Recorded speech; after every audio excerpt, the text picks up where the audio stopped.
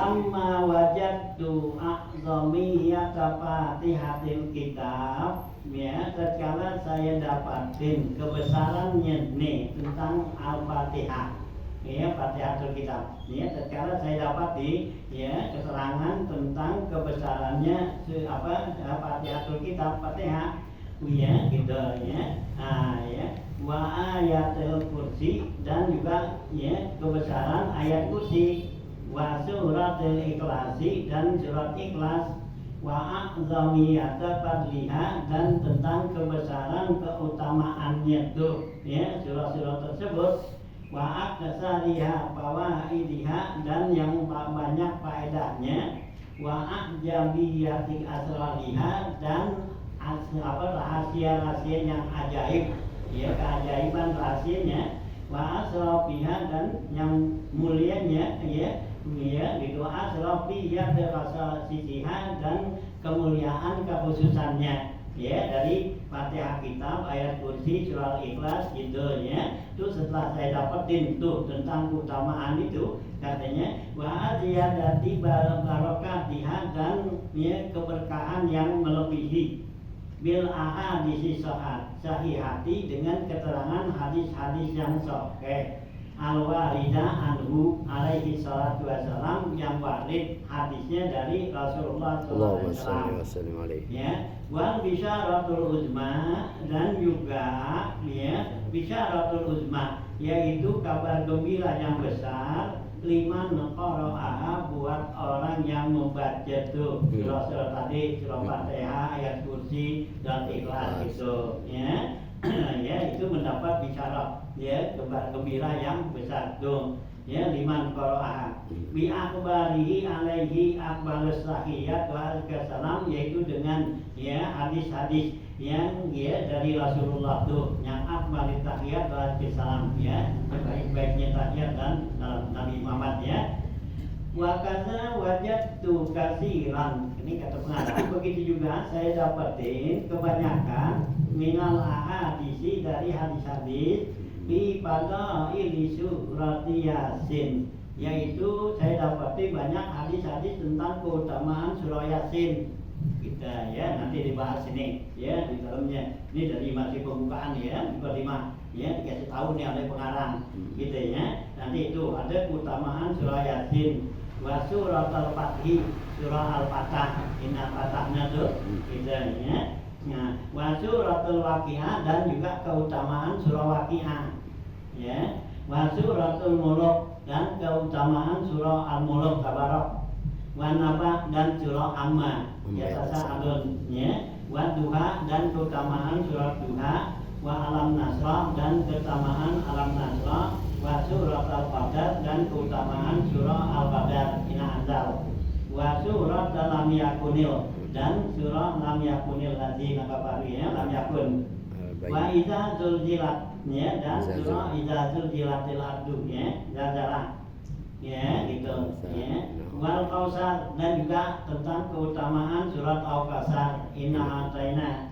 wa qul ya ayyuhal kafirun, dan juga keutamaan surah al-kafirun, wa surat idza jaa, dan keutamaan surah idza jaa nasrullah, wal muawwizatain, dan juga keutamaan muawwizatain, ya, dari Falaq dan Nas, wa ba'dil ayat, dan juga ada keterangan tuh keutamaan sebagian ayat-ayat Quran nih, seperti amanar rasul, gitu, ya, keutamaan surah apa tuh ayatnya akhir Baqarah, wa salasa min ayat min awalil an'am, dan keutamaan 3 ayat dari awal surat al-an'am, gitu, ya. Nah, gitu, ya, di surat al-an'am.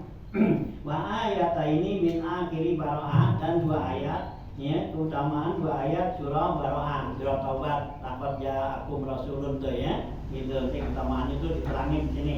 Wa akhirul hasar, dan akhir daripada surat al-hasar, wa anzalna, wa ghairi dzalika, dan yang lain-lainnya, minas suwari, dari surah-surah yang lainnya, wal ayati, dan ayat-ayatnya, itu keutamaannya nih.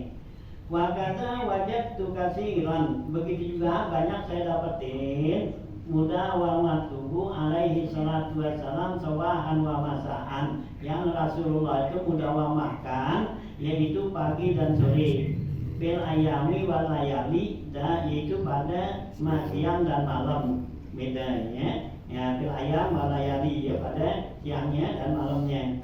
Ala hadzihil fadaili, atas keutamaan, ya keutamaan ayat-ayat tersebut, wal asrari, dan rahasia-rahasia ayat tersebut.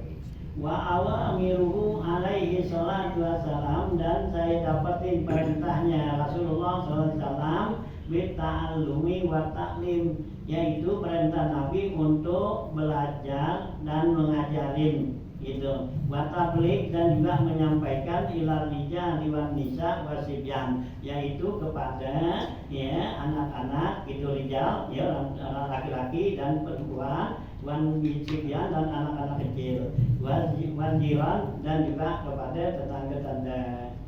Wa wasiyatuhu alaihi salatu wassalam, dan wasiyatahu, dan saya dapatin wasiatnya Rasulullah sallallahu alaihi wasallam, ya bika serati dawamihim alaihi, yaitu wasiatnya Rasulullah SAW memperbanyak, ya banyak wasiatnya Rasulullah saya dapatin, itu ya dawamuhum alaihi salam, ya yaitu Rasulullah banyak tuh mengudawamakannya gitu ya. Nah, ya atas surah-surah tersebut tuh.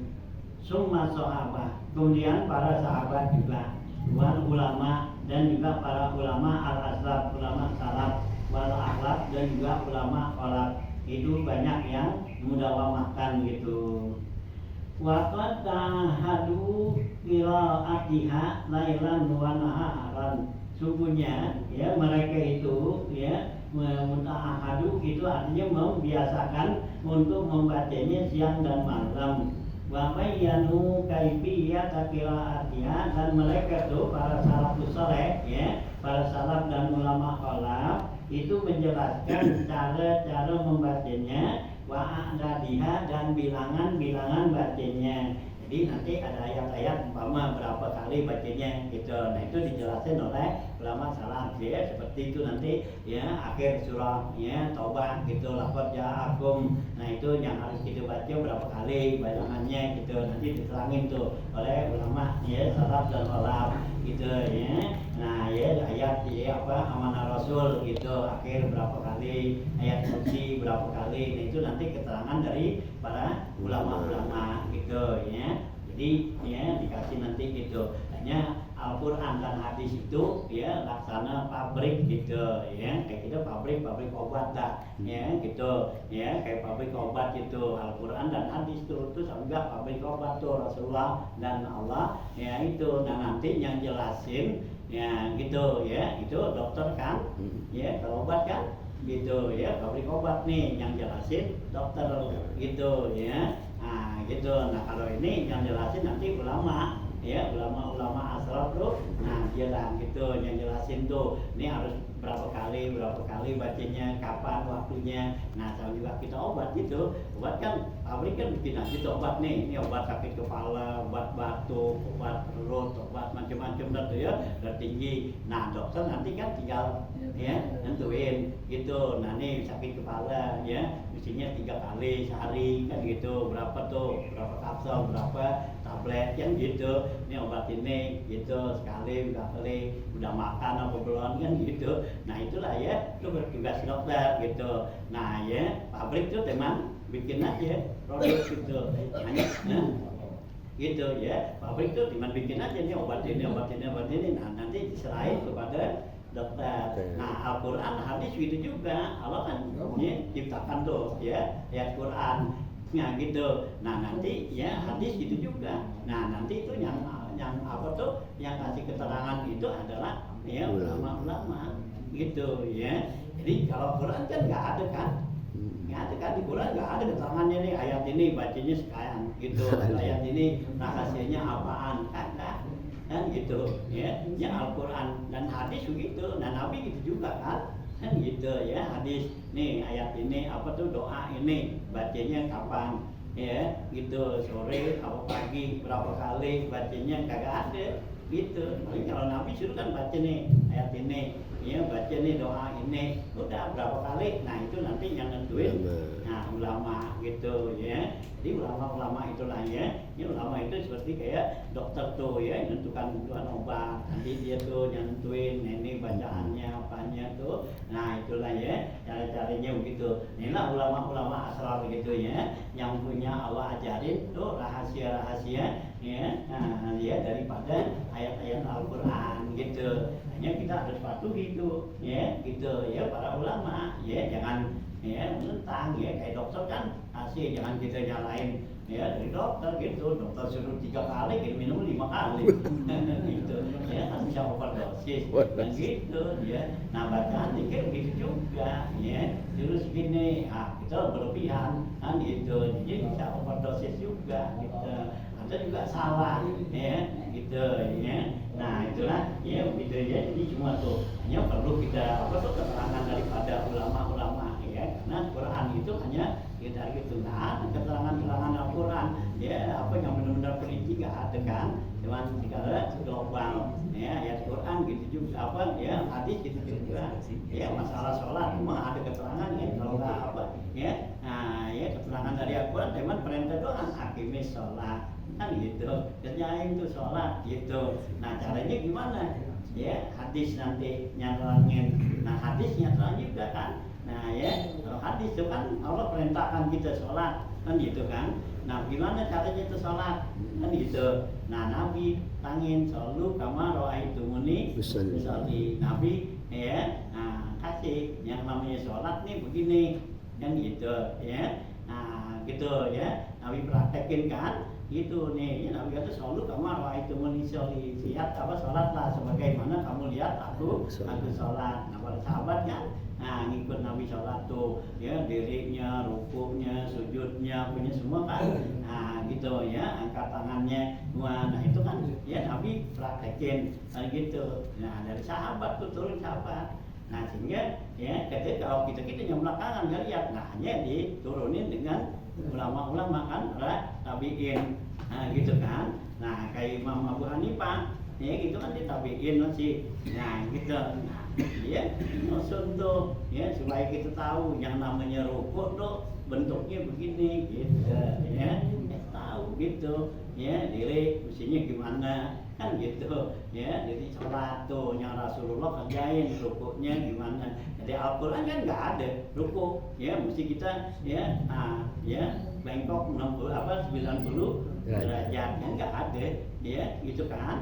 Sujud gitu juga kan nggak ada semua. Nah itu diterangin tuh. Nah nanti para ulama-ulama dah nyamikinin kalau yang namanya ruku mesti begini, yang namanya sujud mesti begini. Nah itulah ya.